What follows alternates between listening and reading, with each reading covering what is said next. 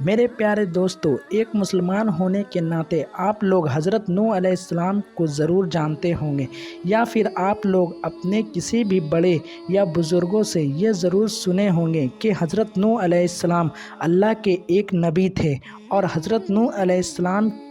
کی پوری دنیا میں سب سے زیادہ عمر ملی تھی۔ حضرت نوح علیہ السلام کے بارے میں یہ بھی موجود ہے کہ حضرت نوح علیہ السلام کی عمر تقریباً 1600 سال تھی، اور انہوں نے اپنی پوری زندگی اپنی امت کو اللہ تعالیٰ کی طرف بلاتے ہوئے گزار دی۔ حضرت نوح علیہ السلام کی قوم ان کی بات نہیں مانتی تھی۔ حضرت نوح علیہ السلام کی لاکھ کوششوں کے بعد بھی آپ کے اوپر کچھ لوگ ہی ایمان لائے تھے، اور بہت سے لوگ اپنے غصے و گھمنڈ میں اکڑے رہے اور آپ کی نافرمانی کرتے رہے، اور وہ لوگ اللہ کی سوائے دوسری چیزوں کو اپنا معبود بنائے رکھیں۔ جب حضرت نوح علیہ السلام نے ان سے پریشان ہو کر ان کو بد دعا دی، تو اللہ تعالیٰ نے اپنے نبی نوح علیہ السلام کی بد دعا کو قبول کیا۔ اللہ تعالیٰ نے نوح علیہ السلام کو یہ حکم دیا کہ اے نوح، ایک کشتی تیار کرو اور اس کشتی میں صرف ان لوگوں کو سوار کرو جو تمہارے اوپر ایمان لائے، اور ان لوگوں کے علاوہ ہر جانور کا ایک ایک جوڑا بھی سوار کرو، تاکہ ان جوڑوں کی وجہ سے ہر جانور کی آگے کی نسل چلائی جا سکے۔ میرے پیارے دوستو، اس کے بعد کیا ہوا تھا یہ تو پوری دنیا جانتی ہے، کیونکہ قرآن و حدیث میں اس بات کا صاف طور پر ذکر ہے کہ اس کے بعد ایک خطرناک طوفان آیا تھا، جس طوفان میں پوری دنیا تباہ ہو گئی تھی سوائے اس کشتی کے اور اس کشتی میں موجود انسانوں اور جانوروں کے۔ یہ ایسا طوفان تھا کہ پوری دنیا کو اس میں تباہ کر دیا تھا۔ دنیا میں کوئی بھی ایسی چیز باقی نہ رہی تھی جو اس طوفان کا سامنا کر کے سیدھی کھڑی رہے۔ اللہ تعالیٰ کی طرف سے آیا ہوا یہ طوفان جب رکا تو حضرت نوح علیہ السلام کی کشتی بھی جودی پہاڑ پر جا کر رکی۔ آج یہ کشتی کہاں ہے اور کس حال میں ہے، اور کس طرح دنیا کے بڑے بڑے ویگیانک نے اس کشتی کو ڈھونڈ نکالا ہے، تو انہی تمام چیزیں آج کی اس ویڈیو میں ہم آپ کو بتائیں گے۔ ویڈیو شروع کرنے سے پہلے بس ہماری آپ سے ایک چھوٹی سی گزارش ہے کہ نئے آنے والے دوست چینل کو سبسکرائب کریں، اور ساتھ ہی ہماری حوصلہ افزائی کے لیے ویڈیو کو لائک ضرور کر دیا کریں، تاکہ اسی طرح کے اتہاسک ویڈیوز کا یہ سلسلہ ہم جاری رکھ سکیں۔ میرے پیارے دوستو، آپ لوگ اگر نہیں جانتے تو میں آپ لوگوں کو یہ بتاتا چلوں کہ حضرت نوح علیہ السلام ان نبیوں میں سے ہیں جنہیں مسلمانوں کے ساتھ ساتھ عیسائی اور یہودی بھی بہت زیادہ مانتے ہیں، اور یہی وجہ ہے کہ آج سے کئی سال پہلے جب ترکی کے پہاڑ پر وہاں کے لوگوں نے حضرت نوح علیہ السلام کی کشتی کو ڈھونڈا تھا اور اس کشتی کا تصویر اخبار میں جاری کیا تھا، تو دنیا میں عیسائی اور یہودی اور کچھ روشن خیال رکھنے والے لوگوں نے بحث شروع کر دیا۔ حضرت نوح علیہ السلام کی کشتی کا انکار کرنے والے لوگوں نے بہت ہی اہم اور خطرناک سوال کیے،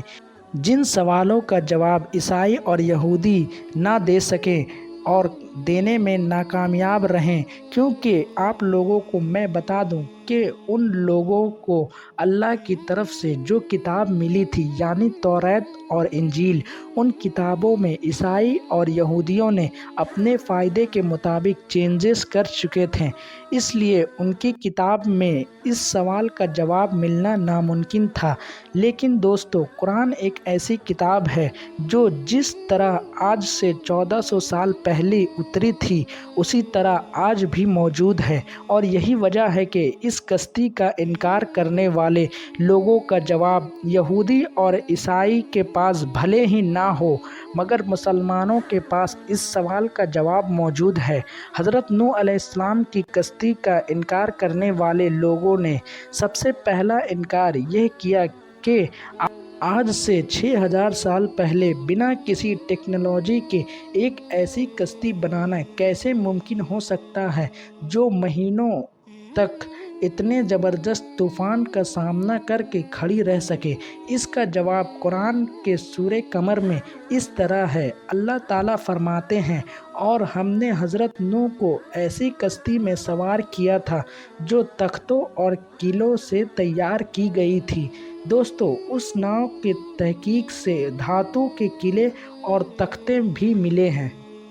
और फिर उन इनकार करने वाले लोगों ने दूसरी बात ये कही कि आज से 6000 साल पहले ये कैसे मुमकिन हो पाया कि इतनी बड़ी कश्ती बनाई जाए कि जिसमें पूरी दुनिया के जानवरों के एक एक जोड़े सवार किए जा सकें। तो दोस्तों, अल्लाह ताला ने इसका जवाब कुरान पाक के सूरे हूद में कुछ इस तरह दिया, और जब हमारा हुक्म आ पहुंचा तो ताबूक उबड़ पड़ा, और हमने कहा कि हर किस्म के जानवर का एक एक जोड़ा उस कश्ती में सवार करो, जिससे कि उनकी आगे की नस्ल चलाई जा सके।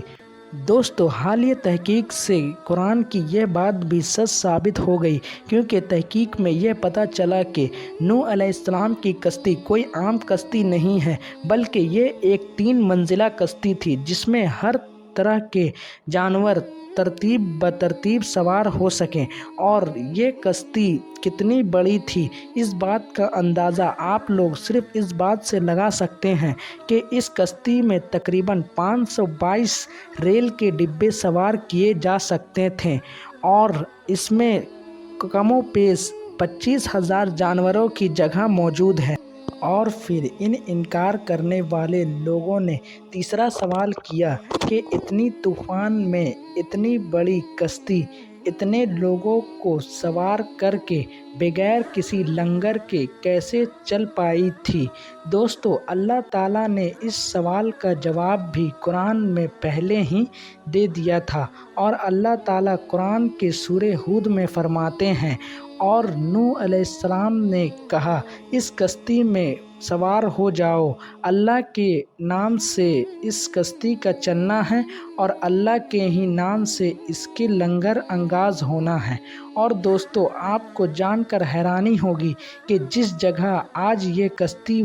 ठहरी है, उस पहाड़ के नीचे समुद्र में बड़ी बड़ी वादी में लंगर दरियाफ्त हुए हैं, और ये लंगर कश्ती नूह के ही लंगर हैं। दोस्तों, इन एतराज़ करने वाले लोगों का आखिरी सवाल ये है कि एक लकड़ी से बनी कश्ती 6000 साल गुजर जाने के बावजूद भी अभी तक कैसे खड़ी है। तो दोस्तों, इस एतराज़ का जवाब भी अल्लाह ताला ने कुरान में फ़रमाया है। अल्लाह ताला कुरान के सूरे कमर में इरशाद फरमाते हैं कि हमने नूह की कश्ती को आने वाले लोगों के लिए निशानी बनाकर छोड़ी है। दोस्तों, इस बात से भी ये बात साबित हो गई कि नूह अलैहिस्सलाम की कश्ती आज के लोगों के लिए एक निशानी के तौर पर मौजूद है। तो दोस्तों, आज के लिए बस इतना है। मिलते हैं नेक्स्ट वीडियो में। तब तक के लिए अस्सलाम वालेकुम वरहमतुल्लाहि वबरकातुहू। अल्लाह हाफ़िज़।